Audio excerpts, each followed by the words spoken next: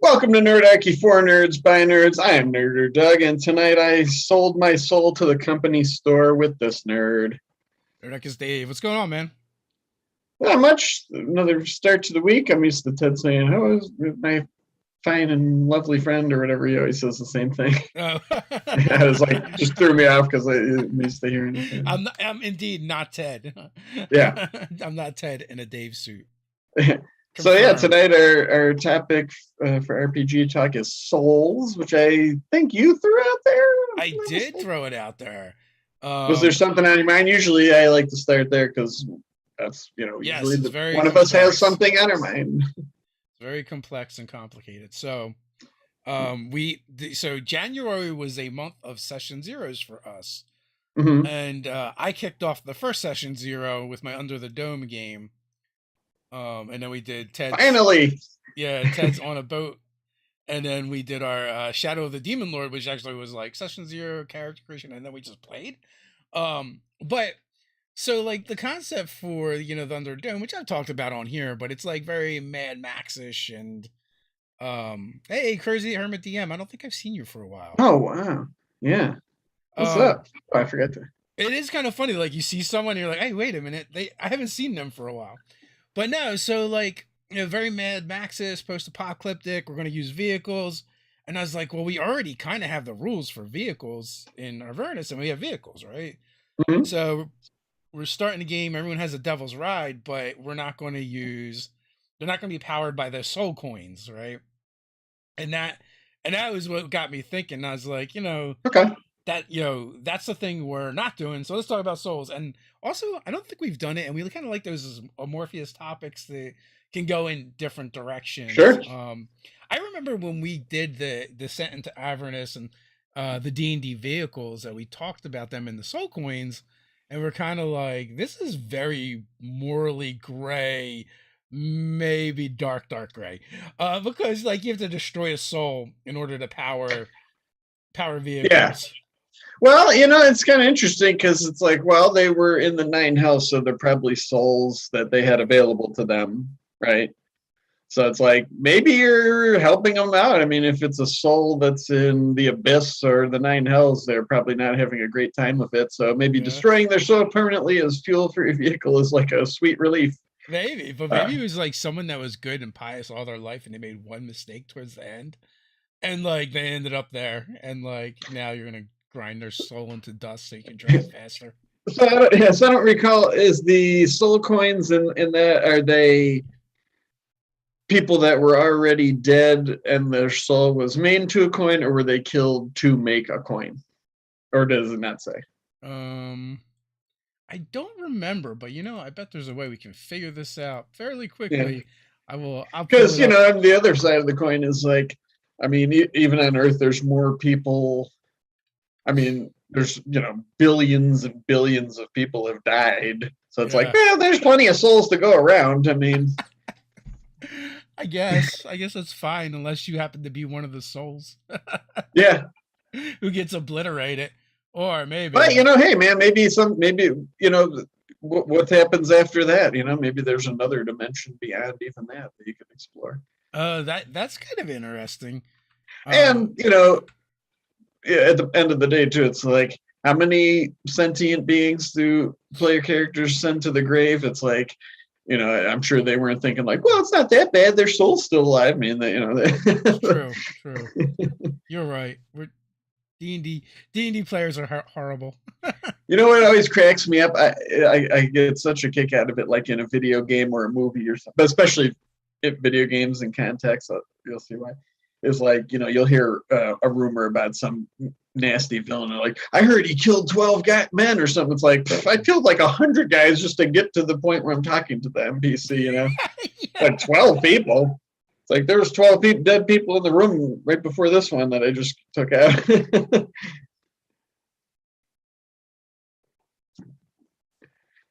So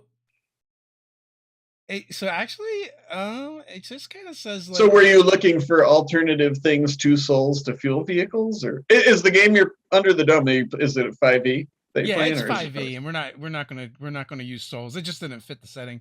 Sure. we're doing. So we're gonna. So people in that go, presumably they go out of the dome.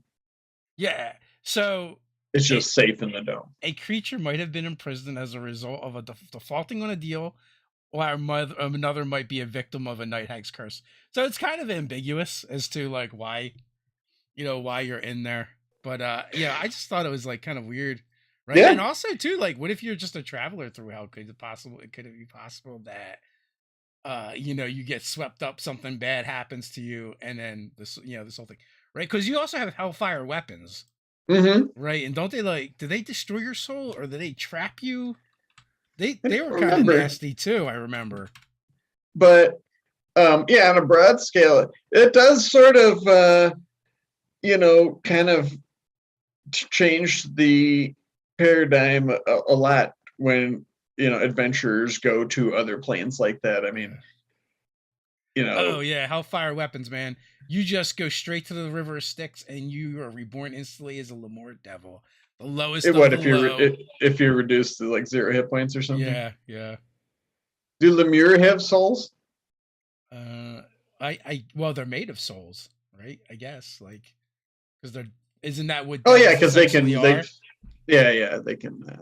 ascend to the ranks if they want to try. So don't die from a hellfire weapon, because it's gonna suck. Maybe your DM will let you roleplay a little more. Yeah, why not? I mean, stranger things have happened, right? Yeah, but also, like, even just like the topic of souls, it makes me think of like Dante's Inferno and stuff like that as well, or any like epic quest to go to the underworld and reclaim, reclaim a soul or something of that nature. Like, could be a whole adventure. Yeah, and that's the beauty of RPGs. There is literally no limitations on the kind of stories you can tell. Like whether you're playing D&D or any other RPG, and like your character, has 0 health or hit points, or they're dead or otherwise, would be ceased to be in the game. You can still take your story in that other way of like, let's go find their soul, or maybe they, still accompany you as a incorporeal soul in the real world.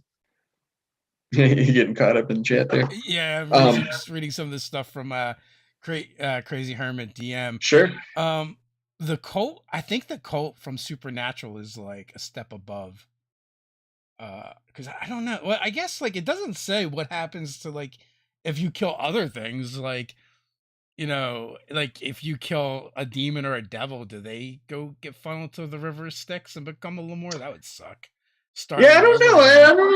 I mean, you could probably cobble together an answer with D&D lore, but yeah, it's an interesting question, because it's like, well, is there 2 kinds of souls in a sense? Like, there's mortal souls, which are sentient beings in the material world, and they can be turned into devils, like a lemur, which presumably could climb the ranks of infernal hierarchy. I mean, you could scheme your way and become an imp, and then maybe a bone devil or whatever. It'd be hard. I mean, a lemur, but there must also be. I mean, let me put it this way: do you think all devils and demons were once mortals, or are they like soul? Do they have souls? I mean, if they're destroyed on their plane, they're just gone, unlike a mortal, which their soul would go to that place. Yeah. So do mortals have like a benefit in that way? If you destroy them on the material plane, they get sent back to hell. But if you destroy them there, they're destroyed forever. I really don't know. I think you can skip some of the steps and get promoted and stuff depending on like the hierarchy and the more powerful beings. But I kind of want to make like a pit fiend now that like just monologues to the players a lot about like how they had to trudge their way through the river, the River of Styx, and through the infernal plains, uphill both ways, dragging their saggy flesh bag body behind them over the hot coals of hell. Yeah, it'll be nothing but grandpa's stories about when I was a Lemur. I mean, one of the cool things I always liked about D&D, in particular with like the idea of souls, was the cosmology. I liked that, your soul went to the plane that it was aligned to, basically, right? Like sort of like attuned to, in a sense, like if you're chaotic good, you went to like the Happy Hunting Grounds, or there was like Elysium and all the things that are in there now. But I don't think 5e really gets into that now, right? Yeah, it does in the DMG. Actually, the DMG is weirdly like just starts off with that. It's like you crack it open, the first stuff's like, here's like 15 planes, and you're like, it's cool to me, but I suppose if you're a novice or just coming to 5e, you'd be like, whoa, dude. All the advice I said to start small. Yeah. So also, we've been tasked with making sure we bring up Ghost Walk, whether we want to or not.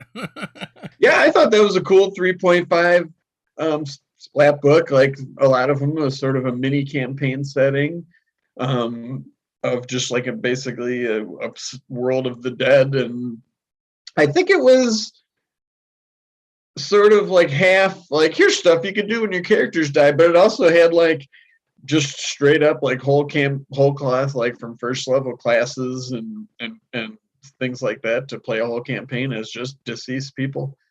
Yeah. I think it leaned a little more into the undead more so than the metaphysical. No, as I recall, I mean, like you were just a ghost living in this.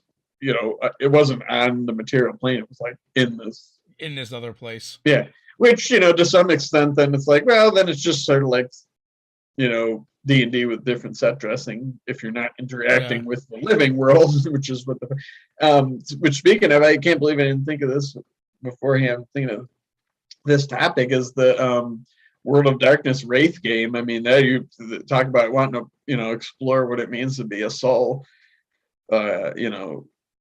in a role-playing game. I mean, I don't think it gets much better than that.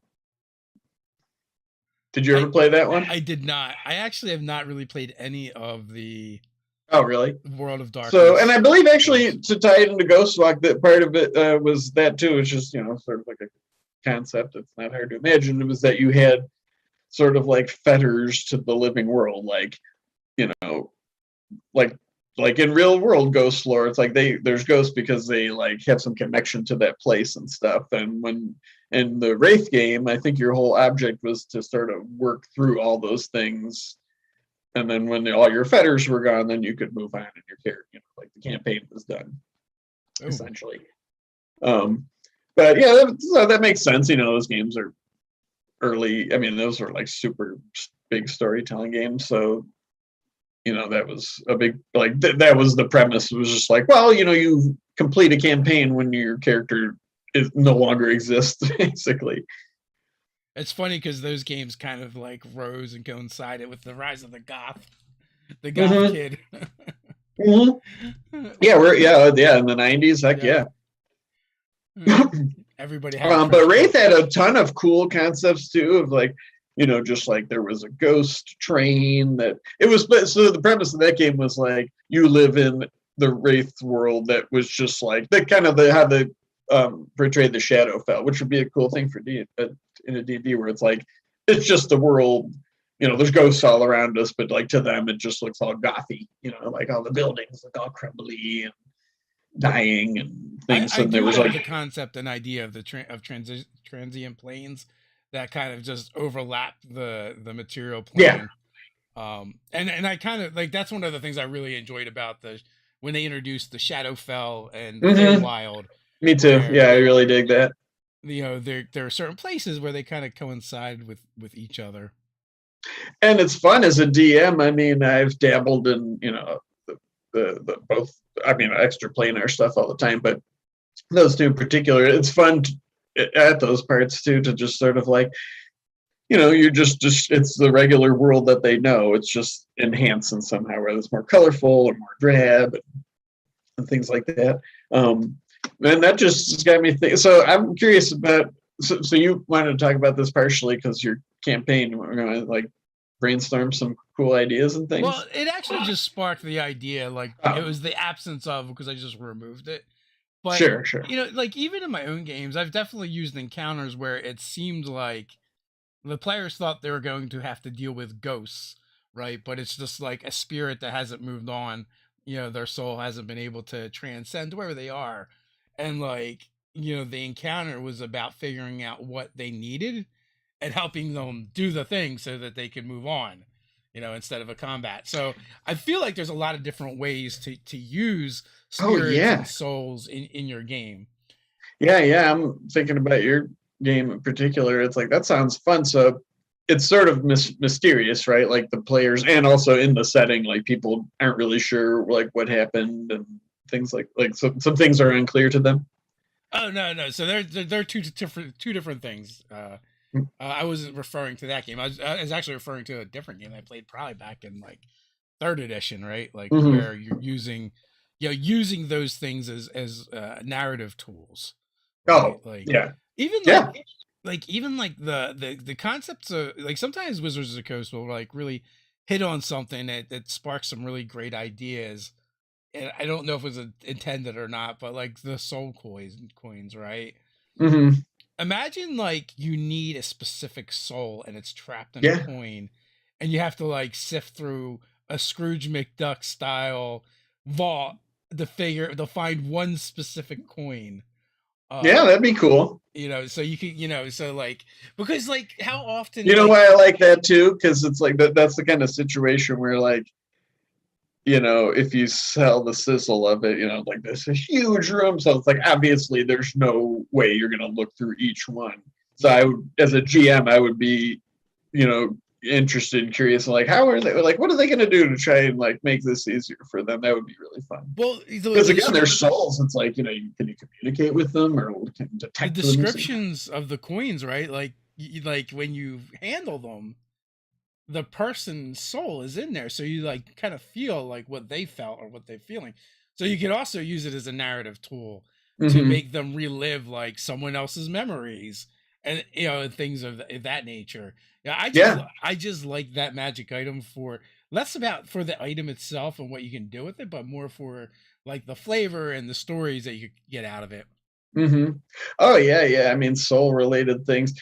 That's very interesting, and ghosts and all those incorporeal things. They have stories to tell and possession, and I like that idea with the soul coins and your campaign. And just where we got the idea. Obviously, we're exploring more than that, but well, it's just like a twist on the like going to the underworld to recover a soul, right? Like that comes up a lot, and now it's like it could actually be a physical thing that you have to carry out. Right. Well, even if it wasn't a coin, I mean, you could have those, but just interacting with souls in general. I mean, they might haunt someplace. They might want to, ghosts aren't always, I mean, in folklore, but even in like the monster manual, they're not always just like an apparition that attacks you with intent to kill. I mean, and the Vaccine Encounters is like one of them is with the ghost, and it's like they want to like have you let them possess them for some reason. And I've used that in other games too, where it's like, it's cool. In Planescape, isn't there a place where the souls all just line up and they're waiting to go to wherever's next? Probably. I never really got super into that. I mean, I liked the art, but I'm not super duper well versed in Planescape. Almost like a purgatory, right? Sure. It's not hard to imagine. Like that could also be like an interesting encounter where the players need to gain information, or they're looking for something specific or someone specific, to get some information before they move on. It could be a time thing, but also it's just like you've got this like endless line of souls just waiting to go to wherever they're getting to next. So it would be like a cool way to introduce almost any kind of NPC into the scene that you could possibly think of, especially since like it's kind of like a convergence point for like everywhere in in your D&D multiverse. Yeah, that's fun to me too, because that suggests that there's some sort of organizational structure to the afterlife, which can be fun to play with too, of just like, well, there's probably paperwork that you have to fill. Bureaucracy, that's the word I was looking for. Like people are they're waiting in line to do this thing. So it's like that could be a whole adventure, like finding them in line, and then they like maybe they don't want to get out of line because they've been waiting there for like 500 years. So it's like, I'm not going to go back to the I'm not back going of the to line. The end of the line, buddy. Yeah. Also, like, I mean, then there's other things like in the game, like liches. Yeah, I know the broad strokes. I mean, but that being said, it's a great story beat, right? Like, trying to trying to tell stories, like, it's a way to tell stories about maybe like that powerful monster without the players having to fight that monster, right? Like, maybe the objective isn't to face the lich, but to keep it from sacrificing more souls into its phylactery. You're right. And that just gets down to sort of the soul of RPGs and D&D to some extent too, where it's just like, there's so many. I bet you if you search like soul and D&D Beyond, there's probably a lot of entries for it, right? Because it's, a pretty common thing of like evil things that steal your soul and this and that. But like when you dig down and like we're doing, just thinking about like, well, what does that mean? I mean, that's like really, it's more interesting than like how much damage it can do in a round or whatever, like. Yeah, I thought it's more specific, but I guess it's not. Maybe it was older editions, because I'm just looking at it now, and it's just like, periodically you got to feed this thing some souls, or your body's gonna break down, and apparently, and the way it's worded is apparently liches sometimes forget to do it, and then they become a demi-lich. Isn't a demi-lich like more powerful in some ways? In some ways it is, but other ways it's almost like a like a remnant of what they used to be. So it's not quite like, they're not full on a lich anymore. I think like the idea is they go and wander the astral plane or something, and the remains of the skull and stuff is just there, and if you disturb it, like, it summons back a portion of the lich's spirit, and then it gets all pissed off. Hey, just speaking of astral plane, just think about how many people's souls are just floating around out there because they got snipped by a silver sword or an astral dreadnought. Doesn't that just leave you stranded out there? You can't get back to your body. You're just boned. You're just drifting in the astral. But you still have your mind, right? Does your body die? Does it? Yeah. I mean, if you don't feed it, and like that, you're in a vegetative state, I would imagine. Yeah.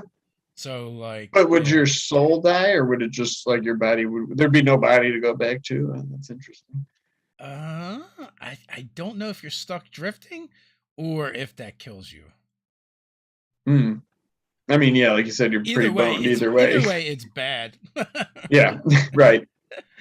But again, like all those things are just, it's funny to me because they're just like little throwaway, for lack of a better term, words in a rule book where it's just like a line or this or that, but it's like, it's so like such a big idea that you can explore, and it's like, it's bad, but those are kind of the fun things to play with as in an RPG game. It's like, but what if this thing that's supposed to be bad, like, well, what if we look at it from this angle and like play through what that's like?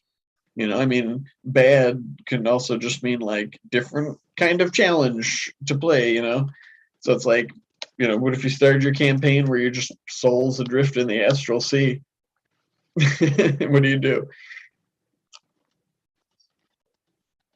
Yeah, so I'm looking up the astral projection spell, because apparently, like, I looked at the astral dreadnought, and it's just like, it's very vague on what happens.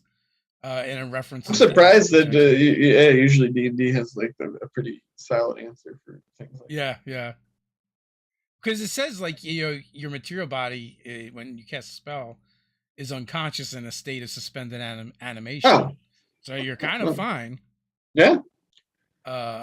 Your body's fine, Although, I mean, you can have fun with that too, and have something else come back, mess with the players. Yeah, I mean, all those things are just like things that you can base whole adventures and campaigns around too. I mean, what if like a bunch of powerful people, long ago, astrally projected, and then like their bodies were sealed in some kind of tomb and beneath the earth that's just excavated, and you find it in the modern day, and that, you know.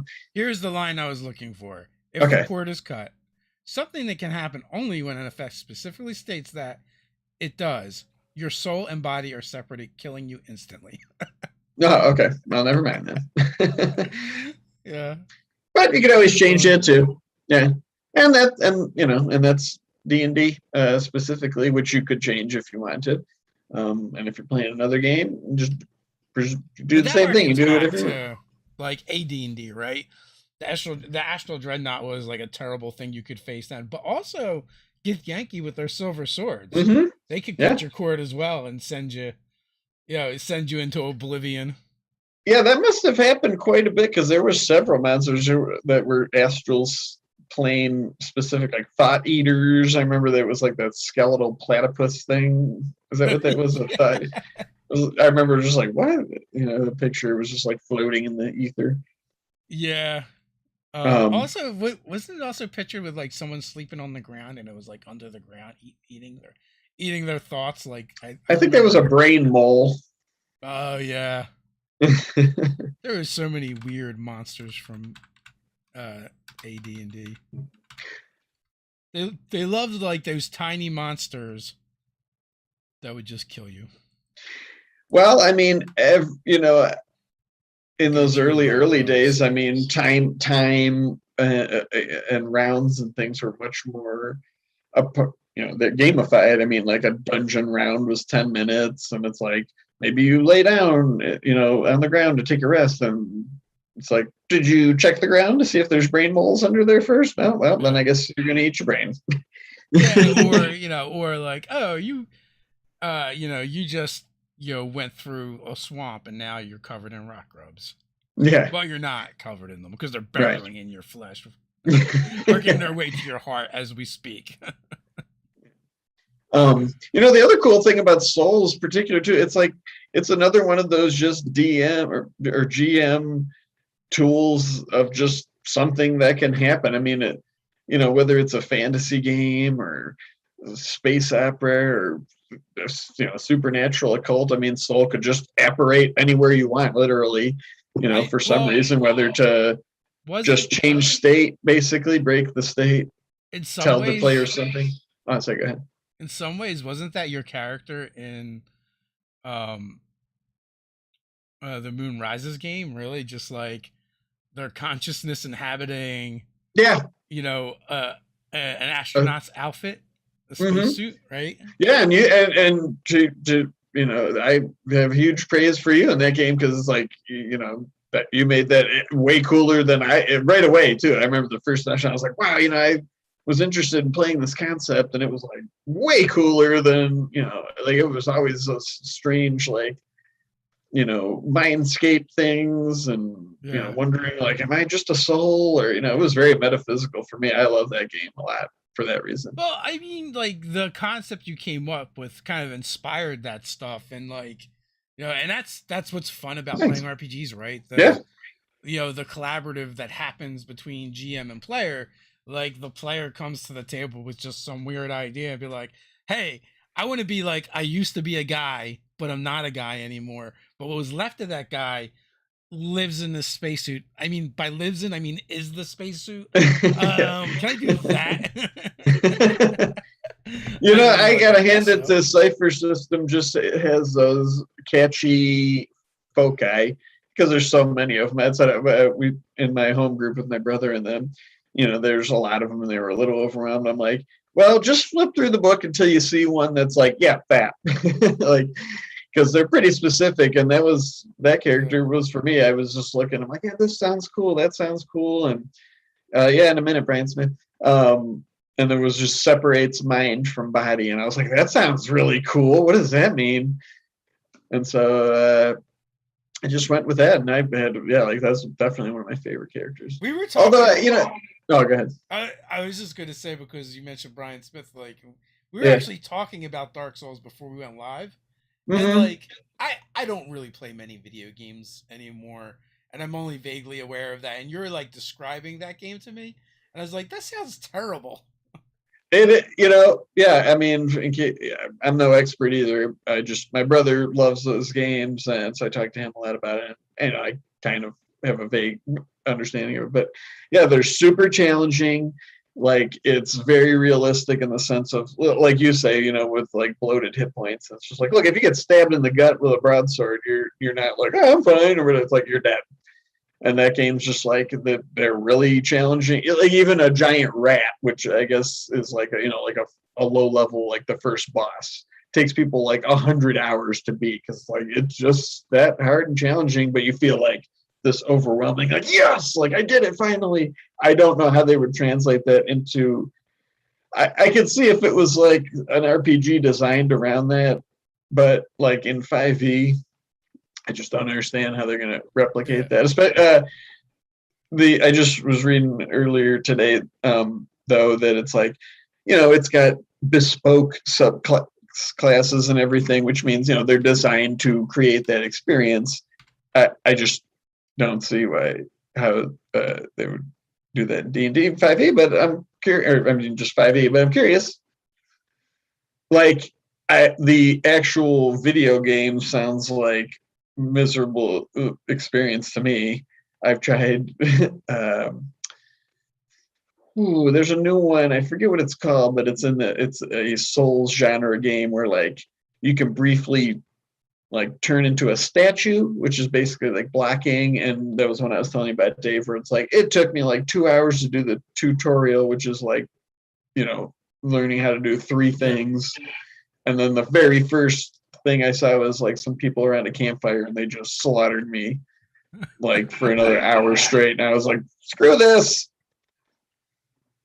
Well, that's not fun. Yeah. I mean, like I said, we were joking because it's like, my brother also, he's like, oh yeah, like, you might have to fight, like do the fight like 100 times when you feel real accomplished. And like, I would just give up before then, because that sense of accomplishment would not be worth 100 hours of being mad at a video game to me. It's like at the end of the day, it's like, so I accomplished what, like 5% of this video game, which finishing the whole thing is really accomplishing nothing in and of itself. So it's really like you move on to the next thing, and it's just going to be that all over again. Right. But whatever. I'm curious. I mean, I don't mean to poo-poo the tabletop. Yeah, I have no idea what it's going to be like. Yeah, I wonder if they're going to make it super gritty like that, which is, again, not my favorite, not the type of game I really enjoy anymore. Like, also, like, I just think back to previous editions and other games where, like, here, make a character sheet or make a character. Here's a stack of books. See you in a couple hours. Mm-hmm. And then they show up and be like, and you're dead. So. Yeah. It's Brian Smith brings up an interesting point, as sorcerers are all about souls too. They are and they aren't, though. It's kind of weird because it's always like, is it in your blood or is it in your soul? Like, those are kind of, like with your blood's like your DNA and your visceral thing, but your soul's a little different. Well, also like too, like, so, or are you just a mutant, right? Like, that's the way I look at sorcerers. Because like some of it is like, oh, it could be that you have a draconic bloodline, or when you were born, you just happened to be born near a dragon's lair, and like the residual magic like clings to you still. Like, it's pretty ambiguous and vague and kind of, which is cool because it can be whatever you want it to be. Yeah, right. Or you can be a dragon reincarnated. So I like looking at sorcerers like mutants, like Marvel mutants. To me, that's fun. Yeah. Especially like when I played like Dasatricos, because it's like all his spells were just beardomancy, so I really felt like that too, because I wasn't doing anything but that stuff, So I felt like he just had like powerful prehensile. I think from my character's perspective, he probably saw him more like a cleric. Yeah, well, he was faithful. He was always calling on Shagos. So. Mm-hmm. Well, that's what's good. Like one of my number one favorite Nerdarchy clip was you kind of touched on that in a video, saying like, I forgot the exact context, but it was like the warlocks, like nobody calls themselves that class in the game, where it's just like, what was it like, like, oh, what do you do? I'm a fighter, and what do you do? I'm a cleric. Yeah. Like, oh, what do you do? Like, I serve the Dark Lord. Yeah. Well, and to a certain extent, though, it depends on the class, right? Like a wizard probably does identify as a wizard, while and a priest and a cleric might identify as a cleric or a priest. Or a fighter you might be like, I'm a fighter, but you're like a soldier or a man at arms, a mercenary. Yeah, a warrior. Warrior or whatever, right? But then like you have the warlock where it's like, I don't know, I'm just a dude.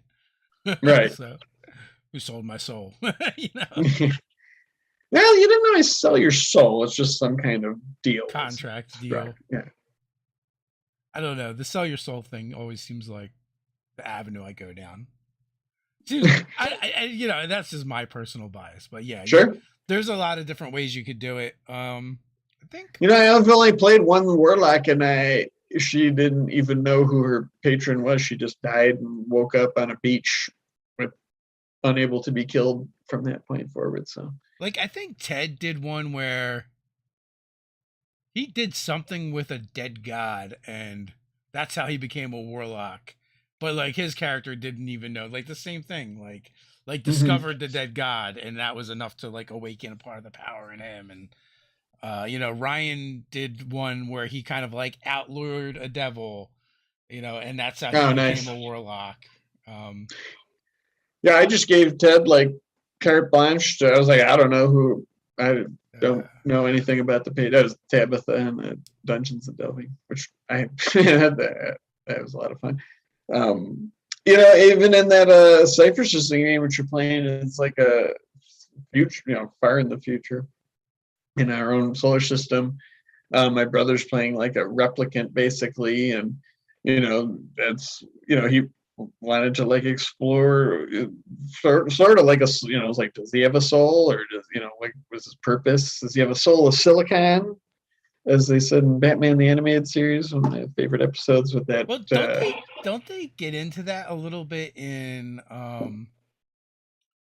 Blade Runner? Like, is it that's kind of like the thing, right? Like that the androids are kind of like they're towards the end get into the philosophy of it, of whether or not like they have a soul or not. Yeah, I mean, when you get down to with souls, I mean that's what you're and like that's a great part of like any kind of like robot or AI story. I mean, a soul is just the immaterial part of a thing, and a creature. And it's like, well, do we have souls? I mean, or do we just have a series of like chemical reactions in our brain, the same as like a computer has electrical impulses, but we still have some kind of individuality amongst us. So in the game that Ted's running, I'm playing a Warforged.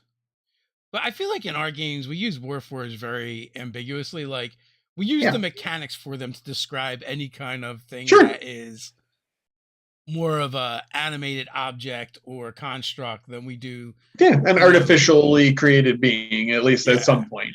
Sure, yeah, it's all I think a lot of people do that. So, I'm playing a Warforged as the race, but I'm kind of going with, well, the character was wrapped in chains and an anchor and thrown over a ship and drowned, and and I really see it as I'm actually just playing the armor, and the equipment that character was wearing when they died, kind of like your space. Really. It's fun, right? It's kind of it's like a fun way to have a perspective when you're playing. I think you'll notice. I think you'll find. And it was kind of cool because in our session 0, Ted's like, you got, is there something you don't want to run into? And someone's like, the great white whale, being like kind of like facetious and funny. I'm like, yeah, but what if there is a great white whale and it's like a pirate or something, or or it's D&D. You could do an anamorphic great white whale if you wanted to. Hey, you could do a Kindori and go Spelljammer with it. Yeah, those giant space whales. But in yours is it's an albino GIF, right? Oh yeah, I think that's what we settled on. Albino GIF. And it's and that is who threw your character overboard to their Davy Jones's like that's awesome, like storytelling stuff. And even if that's what's cool about RPGs, it's like even if you don't get down into like the crunchy, like that has any kind of mechanical effect on like your character, like that interaction with that character, that NPC, it's still just cool moments, right? Like if you finally get to face them and things like that, it's just like those are the things that make it memorable.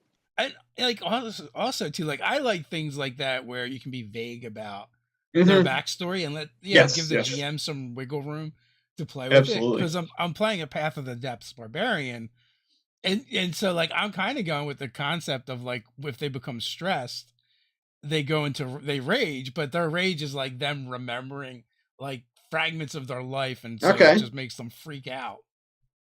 So he's kind of, is he amnesiac or just foggy memories, or? I think amnesia, like he doesn't remember what happened before at all, before he died. And I think like that's when fine. Like I might have like certain things, that memories that I pull and use, but they're all from like when he rages and he starts like piecing right. Oh yeah, that's really cool. Sure, that's a great character concept. That's gonna be a fun campaign, I bet. Brian says resurrection magic is often tied to pulling the soul back, it seems, as well.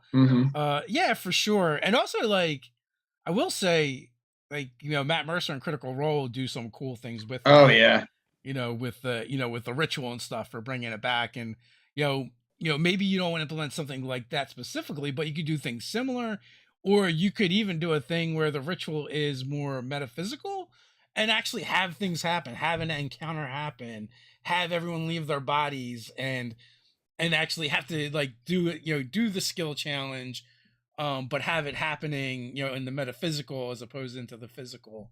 And you could, I think you can make a really memorable scene from that. Yeah, in my Spelljammer campaign, one of the characters, the warlock, who was like didn't want to have their patron anymore, but he got disintegrated in a battle, a pretty climactic one, and killed. And we played a one-on-one session. I was like, all right, I'll give you a chance to like do some stuff, and he could get like change his patron and stuff. And I made it like really challenging, sort of skill challenge, because he was just on his own. And we did that like between the two sessions. So when we played the next time with everybody, he like came back like at a cool moment, like back to life, with this new patron. Yeah. I mean, he would have been, he was totally cool with it too. Like I said, the characters died a lot in my game, but I was like, well, you want to just play this and see what else happens? And he was like, yeah, sure. So yeah, he came back out. I think he cast like a wall of light when he, came back to like save everybody, because that was like his new spell that he got. Oh, nice. You're a killer DM. Yeah, it's because I don't plan. It's like sometimes they're cakewalks and sometimes they just get disintegrated and stuff like that. But they were like 14th level too. I mean, it's just like, hey man, you're throwing stuff around too. That's a spell on the stat block or whatever. Well, Cone of Cold. Somebody died to that before. Got petrified by a Medusa. All that stuff. We just started a Shadow of the Demon Lord game. Mm-hmm. And like that was one of the questions in session 0. Is like, how do you guys feel about dying? Because it's kind of something that happens in this game often.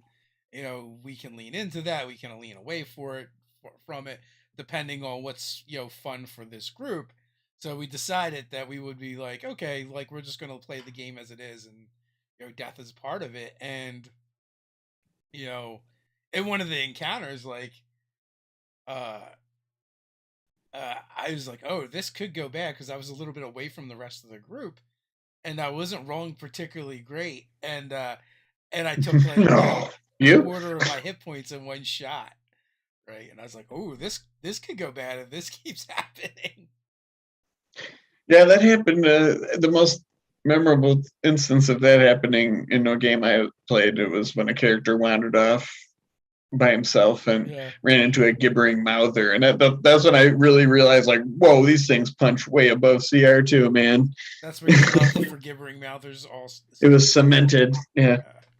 I was like them from previous editions, though. To be honest with you. So Brian Smith says, does a Shambling Mound have a soul? I don't think a Shambling Mound does, but it does put me in mind of another plant-based creature that I believe does have a soul, and a really awesome like folklore story is the Woodwode. Those are really cool. So I believe that is it's sort of almost like a Children of the Forest thing from Game of Thrones. A willing person, volunteers to become like a protector of the area as a Woodwode. The druids take their heart out and bury it in the ground, and like put a seed in it, and it grows the Woodwode out of that. And, obviously the person dies, but it still inhabits, their soul's still in there, and they have the Woodwode powers. I've always, that's just such a cool monster, and like super evocative story. Backstory. I mean, there's an undead Shambling Mound, so like, I feel like most undead have to be spawned from sentient creatures that had souls. Like true. Like, I don't think I've ever seen an undead construct, right? That's a great point. So they could in your world, but also there is the D&D cartoon where like wasn't that the one wizard they had to find like was polymorphed or transformed into a Shambling Mound? I don't know. It was. I don't remember the specifics. So yeah, why not? And also in your world, like, a Shambling Mound could be whatever you kind of want it to be, right? It could be an elemental force. I mean, yeah, right. Or at least animated by elemental force. In the description, it's like it was struck by lightning or invigorated by fey magic. But I mean, plants aren't necessarily sentient, but they are alive. And I don't know. I've seen some people say they do have feelings and they do react to things. And also, like, I think like certain plants like interact with each other. So mushrooms form networks and things. Yeah. And now you're talking about one of my favorite things, which is animism, and the idea that every living thing has a soul. I've always thought that's cool. Like just part of real life, like faith and beliefs. And certainly in a fantasy or RPG game, you can do, you can have whatever you want be reality. And I've always thought that's cool that like, like the grass has a soul, and that rock and the stream and things like that. Is it called? That's the animus, right? Like animism. Yeah. Yeah. Yeah. So yeah, it could be everyone. Think of Swamp Thing, says Cups. Right. Absolutely. As a GM, you should always just be thinking about how can I get the players to engage with what I'm putting in front of them, right? So yeah, I mean, like something like a Shambling Mound, whether it has a soul or not, it's like, I don't know, do you think the players are the kind who would respond to that being part of it, or would they just think it's just as cool that like lightning struck some swamp plant and transformed into a thing that wants to devour all life? I don't know. That's pretty cool too. But again, like even that, I mean, that's why they put all those little things in there too. It's like, to just give you ideas, just like we do in our own content. I mean, this in the best way, Brian Smith. You're weird. I always think of Swamp Thing when driving, when eating. Like, for instance, a Shambling Mound, like one of its things is engulf, right? I mean, it doesn't really have a stomach or digestive system. You're just getting pulled into it. So, what if you could make that cool by like maybe the lightning struck root is in there, and you could do something to that, or grab it, or interact with it in some way. It always makes me think of King Kong. What? Shambling Mounds. King Kong? Why? Yeah, do you remember King Kong versus Godzilla, and they're fighting, and then like the storm rolls in, and like out of nowhere they're like, King Kong is stronger because of lightning. I'm like, what? Yeah. Was that newish movie like from last year? No, this is the old one. This is like Monster no, what was it called? Like Saturdays you have like Kung Fu Theater, and then the monster shows. Yeah. But yeah, it was weird. Like the Godzilla versus King Kong, and like out of nowhere, it's like he gets stronger when when there's lightning. It was bizarre. Hey, the new one was actually way better. Cups, if Shambling Mounds are very soulful in your campaign world, that's cool too. But well, just plants. I do like the idea of using them in different ways of maybe not even. Yeah, not so much to beat, but just like, maybe somebody they know is in there. Like, for instance, like, you could see that story, like, so and so, like they've been missing since that lightning storm the other day, right? Like they went they went in the swamp or something like that, and it's just like maybe that's somebody they know was transformed into a Shambling Mound, and that could be a cool. Well, the idea that like a Shambling Mound could be what it says in the book, right? But it could also be. It could also be the soul of the swamp itself taking form and being put forth for a purpose, whether it's to defend the swamp, whether it's that's a great story beat, and it doesn't have to be combat. It doesn't necessarily have to be defend the swamp, but it could be like to point the players towards something. It needs something, or maybe the swamp villagers have done something bad, like disturbed something or done some dark ritual themselves, or are in some way causing harm to the swamp and the inhabitants of it, and possibly even putting themselves in danger. So being a creature with 5 intelligence and no language, it can't tell the players that, but it's sort of trying to indicate that, like, hey, something's wrong. Yes. And I like things like that where you can introduce it in a way that at first it's like the players think this is a threat that they have to overcome, but that's not what it is at all. Instead, it's the challenge isn't defeating the monster. The real challenge is figuring out what the monster needs or wants, and then overcoming that problem. Now, I will say that that's more of a departure for bog standard D&D, because you see a monster and that is what you do, is you kill it. So sometimes those things might be easier to pull off in other games, because players don't often care, like, well, maybe it's the swamp trying to tell us something or whatever. It's like, oh, kill it, don't use lightning. Although it is funny when the players do accidentally oh my gosh, when I ran Curse of Strahd for my friends, we started with Death House, and my one friend Christian was like, I think I'm gonna try this Storm Sorcerer. I've never really played much magic users, and he's like, yeah, it's got like lightning. That sounds really cool. And I was thinking, like, hey, but you're not gonna you're gonna be too pleased when you get to the bottom of Death House. And he wasn't, because it was like all he had was the lightning lure and just all lightning, shocking grasp and stuff. Don't. Yeah. I was going to tell him when we said, but I was like, I don't want to break the thing. And I was like, and it's also the domain of dread, so he should feel a little bit hopeless there. And he sure did.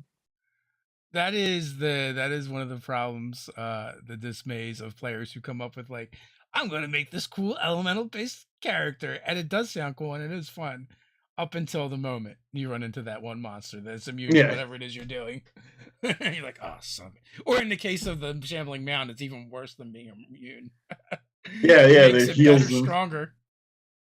What's that? The clay golem? Like, there's a few monsters like that, right? Like clay golems, I think, are healed by acid. Yeah, we did clay golems. Iron golems are healed by fire, right? Iron golems? Yeah, I think so. Yeah. Are all golems healed by something? Are clay golems? I think, do flesh golems have something about lightning and electricity as well? I don't know. Golems didn't clay golems used to, like, in earlier editions, like, if they hit you couldn't, like, heal for a day or something like that? Oh, I don't remember that.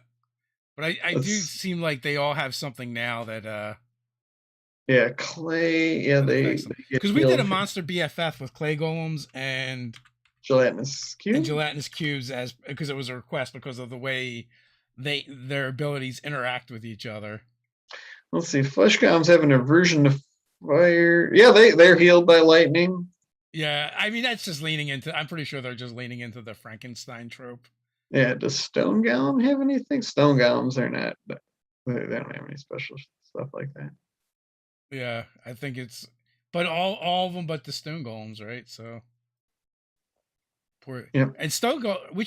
Which one has the cloud of slow? Is that the iron golem? That's a stone golem. That's a stone. Okay. Yeah. Golems suck. Yeah, we don't have to feel bad about it. Flesh golems are healed by hugs. That sounds like flesh golem propaganda to me. Does a flesh golem have a soul? It might have many, to be honest with you. We played a Halloween one-shot that Carlos ran for us, and I played one of the Ravenloft lineages, the one that is like a mismatch of body parts. Is basically you're playing a Frankenstein monster, and then I played one of the the Phantom rogue. And then like I kept trying to like switch and change the modulation of my voice for the idea of like it was like all of the people. Oh yeah, that's cool. Not that that's a cool combo. Yeah. No, like I felt like they went together nicely because the idea of being and so the idea was like whenever I use those phantom abilities where it gets to like tap into like different spirits, I was just tapping into different body parts, I guess. Yeah, that's cool. No, yeah, that's really neat. Yeah, so that was kind of fun to play. I wrote a post a few weeks ago about like getting role playing inspiration from your character sheet. That just kind of reminded me because like people have that habit of like what can I do? But it's like sometimes like with that. Doesn't always have to be like some mechanical thing, but it's like, well, what am I looking at? What is this guy on paper? And then kind of interpreting it different ways like that. Even just if it's like a little thing here and there, it's just fun. It makes it more memorable and cool for everybody, I think. There was, I think it was Warhammer, and this is going to be spoilers for anyone, but the trilogy has been out a long time. Malice Darkblade was like a dark elf from the Warhammer world. And like a big part of the arc was like something happened where he's losing his soul or lost his soul, and he spent so much time trying to get it back, and then it ends with him not being able to get it back, and he was kind of like, meh, I guess I don't really need it after all. Which also makes me think of The Simpsons, but Homer Simpson trades his soul for a jelly donut. I don't remember that one. It was one of the Halloween ones. Oh, okay. Another way of looking at slowly on a couple minutes left though is it's just sort of like the energy of something, right? Like like the soul of like this painting or whatever. Yeah. Well, yeah, I mean, like there are cool ways to do it. Like, what if you do a painting, like a Dorian Gray style thing, right? Where it is trapping souls, and you can interact with that object, and you're actually interacting with whatever souls are trapped in there at the time. What if it is a painting that the person in the painting comes out of it to take people's souls back into the dungeon, which is inside the painting, and the characters can go in after it? Oh yeah, that would be a lot of fun. That'd be pretty cool, right? Yeah. I mean, shameless plug, but we also have the Mage Forge going on. And one of the magic items is actually fueled by souls, I believe. Is it? The lantern, yeah. Oh, yeah. That's right. Yeah. When you kill a creature. Yeah. Yeah. There's a whole, there's a subclass in Forgotten Goddess that would be perfect for, too, where you could basically, like, you get a reliquary that you can capture souls with, things like that, too. As you do. I totally forgot about that. So we are at the 9 o'clock hour, and it's time to wrap things up. I'll be back tomorrow. Tomorrow's guest wants to talk about Vampire the Masquerade, which I know virtually nothing about, but I'm open to being educated. So that should be fun. And then we'll be back tomorrow night with Nobody's Heroes. So if you want to watch a group of heroes that are just slightly better than the heroes in the Tick universe, come hang out with us. We'll be back Thursday night. We're going to do a special Thursday night Mage Forge rap party where we're just going to count down to the end and talk about, Nerdarchy and D&D stuff and whatever you guys want to come and chill about. We got some, a week full of guests for the 12 o'clock Eastern, 2 p.m. Eastern show. We have people to come check out and hang out with us. And until next time, stay nerdy. Stay nerdy.